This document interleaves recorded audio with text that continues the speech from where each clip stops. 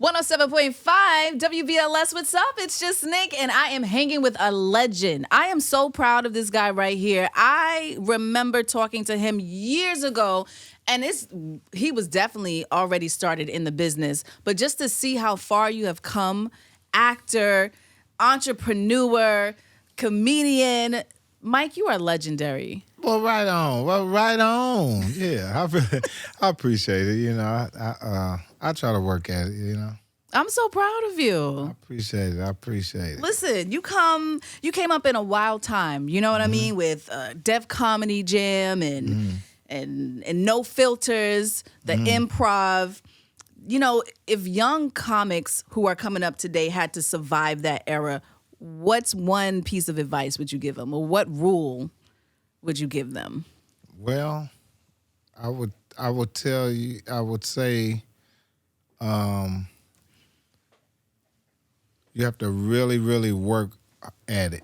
You know, we came up at a time where we had to go literally to comedy clubs. We had to ride the train to the Manhattan proper. We had to really work at it.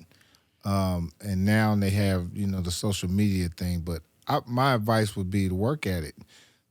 Make sure you touch that mic every night. I used to make sure I touched the mic every night.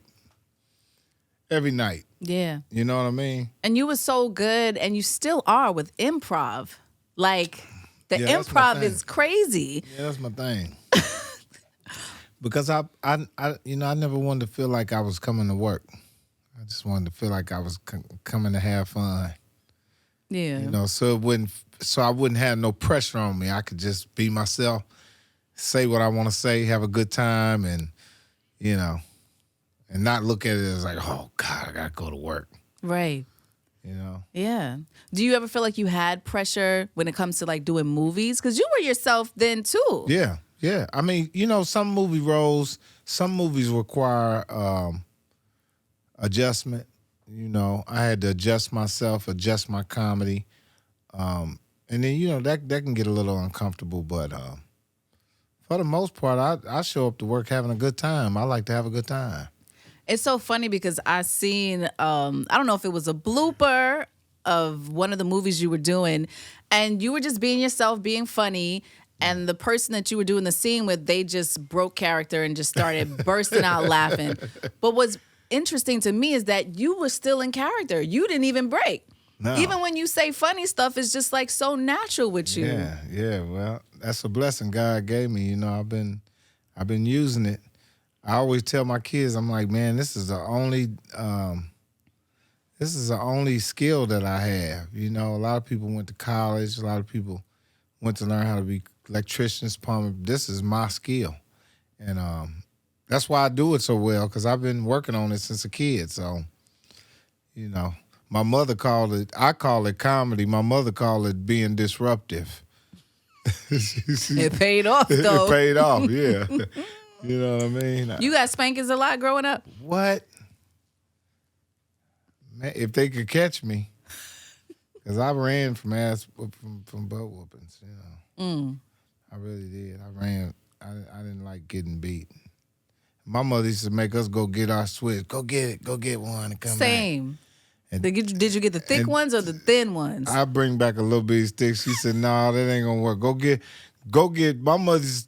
I seen my mother take 3 switches and tie them together and left some little leaves on the tip of it. And she had a snap on that joint. So shabba.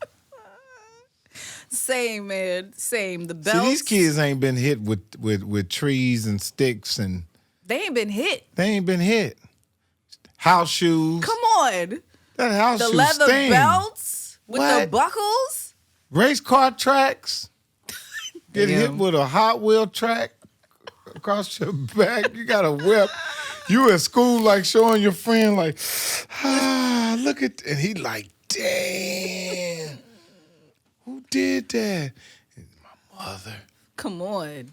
And they like to get you right when you get out the shower, too. Act like nothing's wrong. No, go ahead, baby. Go take your shower. And then come holler at me when you get out. That sting right there. Baby. Okay, and we light skinned, so we bruise easily. I'm still traumatized from that, mama. I'm just saying. I remember I tried to tell on my mother. I told the teacher, I said, I told the teacher, my mother been beating on me. And you know what the teacher said? What did you do? I said, oh God, I can't tell you. You can't even get me out of there. Let me go tell the real police, because this ain't go. You wanted me to get beat.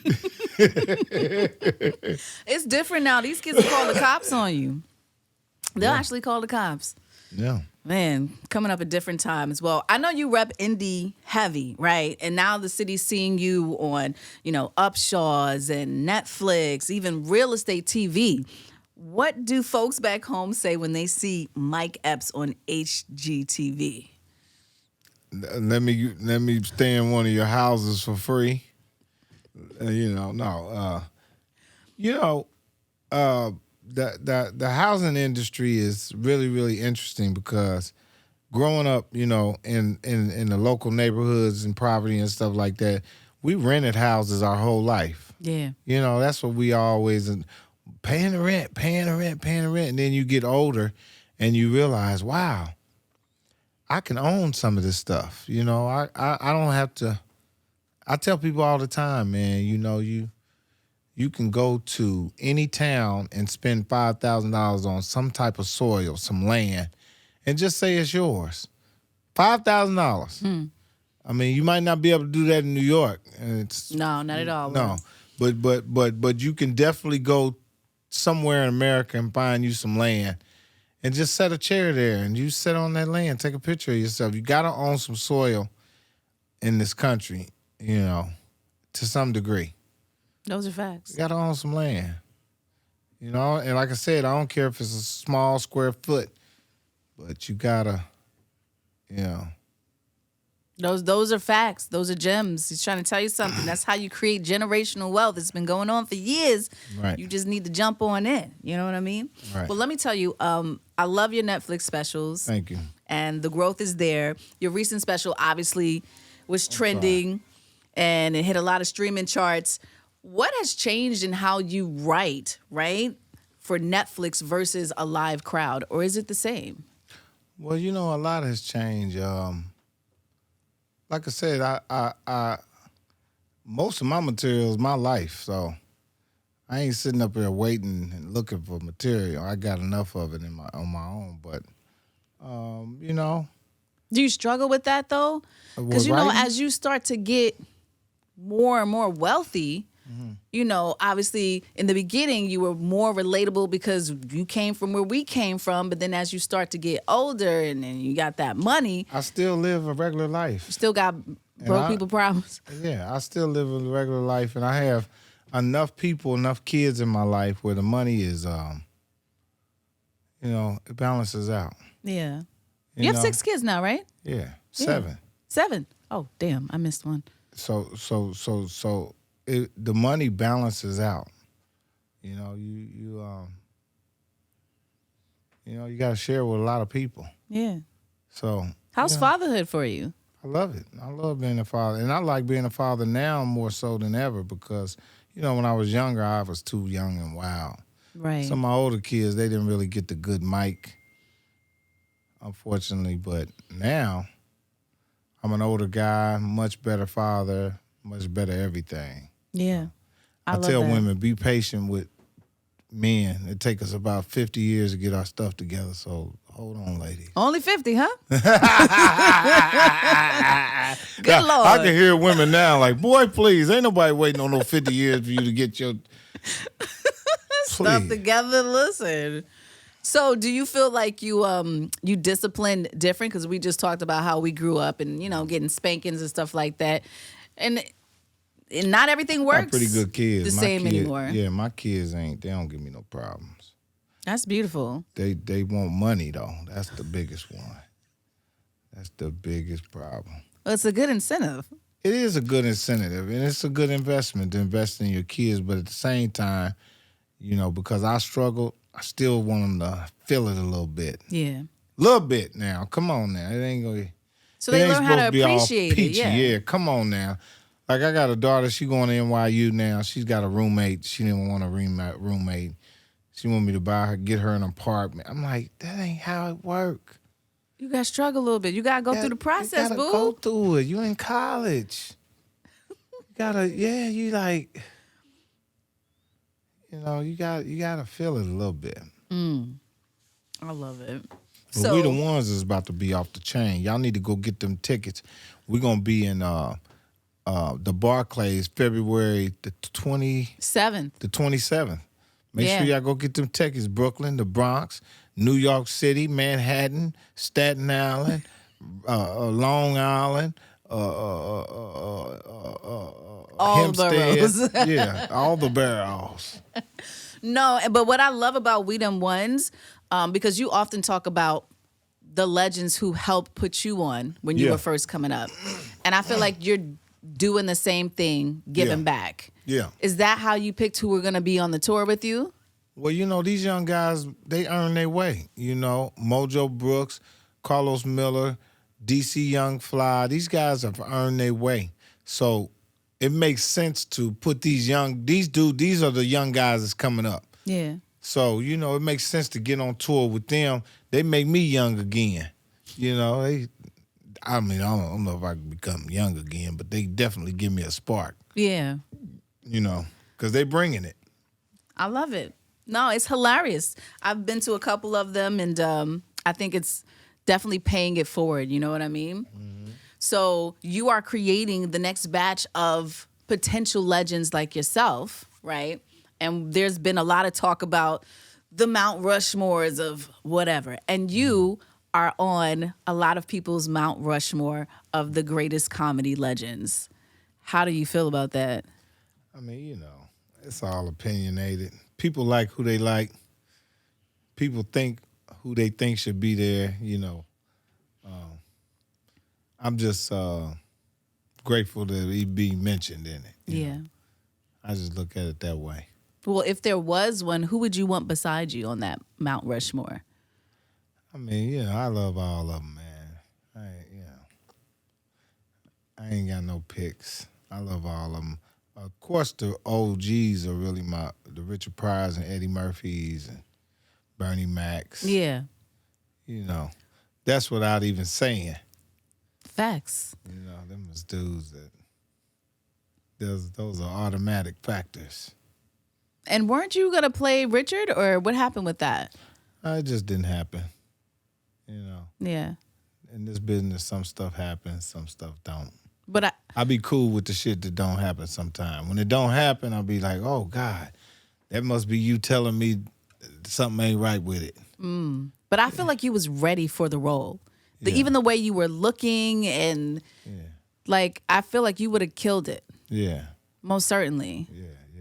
Do you feel like it was going to challenge you? Not really. I mean, Like, is it easy for you to cry on camera? I don't know what it would have did. You know what I mean? I don't know. I didn't get a chance to do it, but yeah. I played in a lot of. I've been in a lot of dramas. Yes. So I've had my share of being a dramatic actor in a lot of great movies. So, maybe it'll happen one day, maybe it won't. But until then, I'm still doing great work. I just finished my 6th season of the Upshaws, my last season of Let's Upshaws. go. Yeah. This is our last season. Had a great time shooting that. Wanda Sykes, Kim Fields. You and Kim's chemistry is like A1, though. You would have thought y'all was a married couple for real, the way y'all be bickering. Oh, yeah. That's what made it authentic, And the writing was incredible, too. Yeah, most definitely.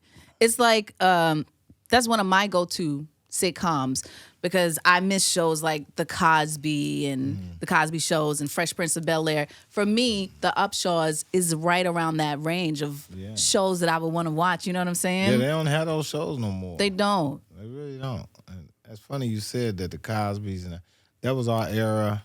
And I just think times change now. I don't even think households are ran like that no more. Right.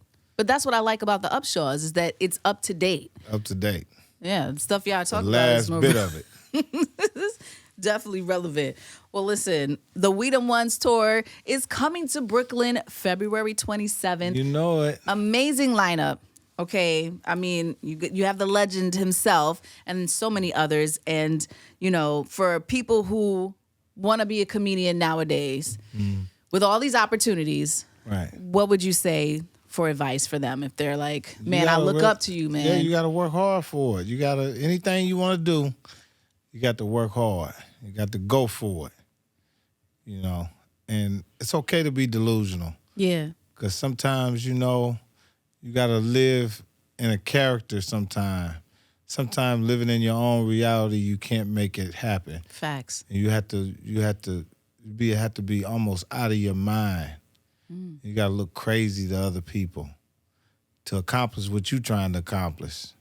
And sometimes it looks crazy, it sounds crazy, but hey, whatever you can do to be blissful, you know, and, you know, all of that trauma and all that self-doubt and people not believing in you, you can escape that by being delusional. Yes. Because you ain't living in nobody's reality but yours. It's like, you know, I tell my kids all the time, sometimes it's okay to become a character. You know, and people do it every day to survive. Yeah. Sometimes people don't want to live inside there. They don't want to live in their reality. You know, people want to escape. Like right now, and I think I'm Smokey Robinson Jr. People been telling me. Ooh, that was cute. So silly. No, but that's actually really important. That's how I live my life. I don't live in my reality. I live in my dreams. Yeah, And so I think that's super dope that you shared that. Straight up. And I know that they said that they are working on The Last Friday. Yeah. So we're excited about that. I'm hoping that it's going to be like a mesh of bringing back whoever you can. Rest in peace to those that we lost, who really helped, you know, make the film such a legendary film. What would you want to see in this last installment? I like to see everybody that's left come back. You know, we can get Chris Tucker and them back, and Faison. I think Ice Cube is going to attempt to do that, and hopefully it'll work. It'll look like a reunion. Yeah, but what would you want to see for your character? Does Day-Day like fall in love? What happens with Day-Day? Does Day-Day get a real We don't good know job? until we get the script. When we get the script, we don't know. Yeah. Yeah. One of my favorite movies. I have so many favorite movies of yours. And I mean, I know people still probably quote their favorite lines to you. What do you hear the most? 15, 45, 30, 47. 37. 15, 30, 40. Like, did you just come with that on the fly? Yeah, I was high. In the scene high. You know, and it just came off.